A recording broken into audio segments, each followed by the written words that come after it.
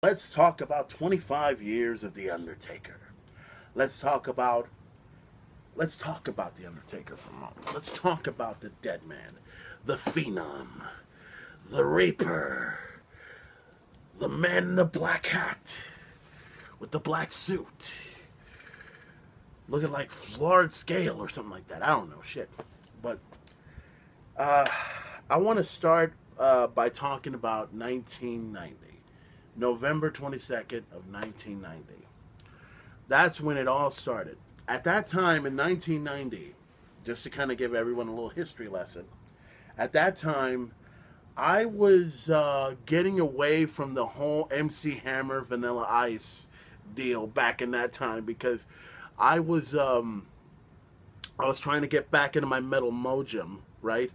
Because as a kid, I was more into my toys and all the other stuff, and my wrestling too, you know. And then when I tried to get back into music, all of a sudden the hottest thing going in music was MC Hammer, You Can't Touch This, and Vanilla Ice, Ice Ice Baby. Everybody remember those fucking songs. And then, of course, there was also another song that I was into a long time ago during that same year. A band called Queensryche, who released an album called Empire. And of course, the song in the title was pretty much the best song I've heard in a long, long time. And while all that was taking place in wrestling, there was this event called WWE Survivor Series. And by the way, back in those times, I was listening to C101, right? And at that time, C101 actually advertised WWF Survivor Series on radio. Mentioning that it was going to be on pay per view, everything else like that. And at that time, I didn't even know what pay per view was. That's the truth. I mean, the only time I could ever see wrestling is when it came out on video cassette. You would go to Les Felter's, or you would go to, I'm gonna say, Hollywood Video, right? And you would go ahead and buy the video, check it out, and check out your favorite wrestling, whether it's WWE or WCW or NWA at the time. So in 1990, a lot of things that took place in Survivor Series. Everything from the Ultimate Warriors against the Perfect Team. I remember that. And then there was also the Hulkamaniacs against what was the Earthquakes or something like that, or whatever team came to mind, and everything else like that. They had this thing called Match of Survival, right? And what it was quite simple. It was like pretty much the main event match of the whole entire Survivor Series. Whatever team won would advance forward into the Match of Survival match. And there were like 6 or 7 guys on one team, and then the other side you had 3 guys. 3 of those individuals. One was the WWE Hall of Famer Tito Santana. The other side, at that time, the WWE Champion, the Ultimate Warrior, and of course, Hulk Hogan.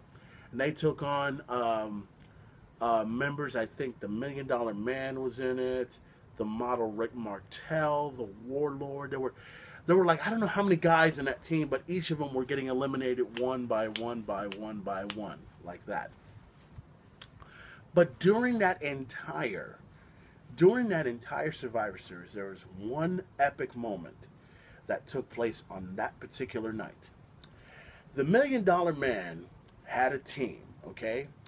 His team would take on the Dream Team. And the Dream Team would consist of the American Dream Dusty Rhodes, who would take on, his team players were the Birdman, Coco Beware, and of course, at the time, the WWE Tag Team Champions, the Hart Foundation. And then on the other side, you had the Million Dollar Man, Ted DiBiase, and you had a team known as Rhythm and Blues of the Honky Tonk Man and Greg the Hammer Valentine. But who was this fourth individual? Who would be a part of the Million Dollar team? Everybody was on the edge of their seat to wonder who this individual was and why. At that time, the commentators were Gorilla Monsoon and the late Roddy Piper. And once the Million Dollar Man announced the partner, I saw him, and immediately I was in awe. The moment the $1 Million Man announced his partner and mentioned it was, I give you The Undertaker. The Undertaker comes down the aisle alongside with his manager at that time, the first manager, Brother Love. It was this big 6 foot, almost 7 foot tall man dressed in black. Took his hat off. You looked at his face. He looked like he hadn't had much sleep at all. But to all the wrestling fans, especially me when I was already developing my reputation of being the biggest wrestling fan in the world, when I looked at him, the first thing that I said was, wait a minute. Hey, wait a minute, I know that guy. That's Mark Calloway from WCW. You know? That was the thing that I remember saying a long time ago. That's the dude from fucking WCW. The last time that The Undertaker, or actually the last time me and Mark Callis had made an appearance at WCW, he had an opportunity to win the United States Championship against then champion Lex Luger at the Great American Bash back in, I'm going to say July of 1990. And that was the last time we've heard anything about The Undertaker. There were some stories about, what took place between what took place around July to November during that time. Everyone has heard about the story, and, I kind of want to look into it just a little bit more about The Undertaker. But during that time, in November November 22nd, of 1990, The Undertaker made his first appearance. His first tombstone was on Coco Beware 1, 2, 3, and ever since then, ever since that time, The Undertaker, 25 years of The Undertaker, has literally caused a path to destruction on every single individual he's ever encountered. The Undertaker was unbeaten for 1 year. For 1 year. Anybody that remembers that. Undertaker was undefeated from the first Survivor Series of 1990 to the Survivor Series of 1991 when he had his gravest challenge against then WWE Champion Hulk Hogan. I saw that match as well. Undertaker would defeat Hulk Hogan in the middle of the ring, and let's not unlike all the other commentators who would go ahead and leave out the obvious, they go ahead and just say, The Undertaker defeated then champion Hulk Hogan. And then they skip on to some other fucking bullshit. When in reality, The Undertaker did beat Hulk Hogan in the middle of the ring. But it was because of the interference of then the real world champion, the Nature Boy Ric Flair. Everybody remember that. And then, about a week later, The Undertaker would have another match against Hulk Hogan in San Antonio, Texas. And he would take on Hulk Hogan one more time for the WWE Championship. And at that time, Hulk Hogan did beat The Undertaker in the middle of the ring, causing The Undertaker to, lose for the very first time in his career. And at that time, Undertaker had the championship for maybe 1 week. That was it. That's how long he had the title.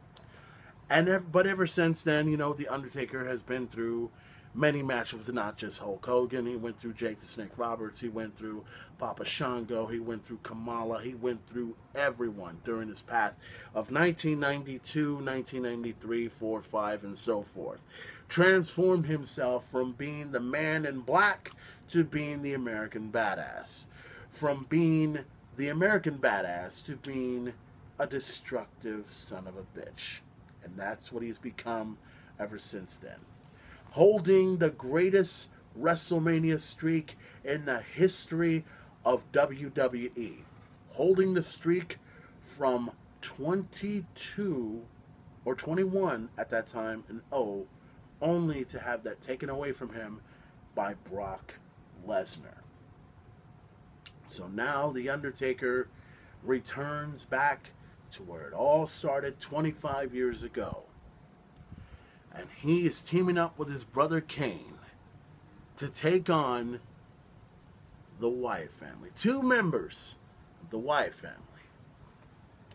The Wyatt family, especially Bray Wyatt, may believe in their minds that they have the Undertaker's soul, that they have Kane's soul, that they have the souls of the Brothers of Destruction. They have it all. But what they don't know is this. The Wyatt family may have three big-ass son of a bitches. They may have Luke Harper. They may have Braun Strowman. They may have Eric Rowan. Those three combined are fucking big. Let's call it like we see it. Those are three huge guys. Any of those individuals could take on The Undertaker. And Kane. I'm sorry. But why not take them all on at Survivor Series? Why not? Why not have the Brothers of Destruction? Why not have both of them take out every single member of the Wyatt family at Survivor Series and leave Bray Wyatt all alone? Bray Wyatt has already had a taste of what The Undertaker is. He can call himself the new face of fear all he wants to, but no matter what, the old face of fear will always be The Undertaker. The old face of fear will always be the dead man. You can look to your left, you can look to your right, look up, you can look down. You can think The Undertaker is not looking at you, but he is. And whether you like it or not, Bray Wyatt and the Wyatt family, the Brothers of Destruction, have destroyed a lot of individuals, have captured championship gold, have beaten teams like the Dudley Boys, teams like the New Age Outlaws, has defeated the APA, teams like that. And no matter what, you guys, the Wyatt family, may think that you have everything in your power. You have the lightning. You have the rain. You have the thunder. You have the storm. It's not raining outside just yet, but I feel this cold breeze coming in, but that's fine. It's not coming from The Undertaker. It's coming from the fact that I'm outside right now and it's blowing cold air and it's all good. But that's not the point. The point is, at Survivor Series, the Wyatt family is going to understand why The Undertaker and Kane are exactly who they are. The Brothers of Destruction. And you can go ahead and preach on and tell everyone to follow the buzzards. You can go ahead and call out Sister Abigail. You can send out any form of God that you wish. But at the end of the day, when you take on The Undertaker and Kane at Survivor Series, it'll be the end. It will be the end for you. You're going to look over at that left side over there, and you're going to see 4 open graves. 4 open graves, 4 tombstones with each of your names on it. And you may think in your mind that you hold the power in the palm of your hands. But at Survivor Series come this Sunday, you will understand, you will know that Kane and The Undertaker cannot be stopped. We're at 25 years, and The Undertaker's got a lot left in him. So while you go ahead and preach on and say follow the buzzards, you should be preaching that the Wyatt family this Sunday at Survivor Series, the Brothers of Destruction will lay to rest the Wyatt family, and they will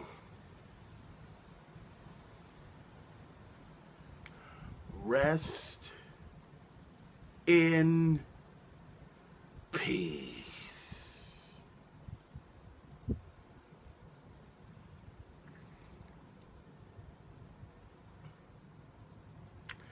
And that's how you do a scary promo, ladies and gentlemen. That's how it works.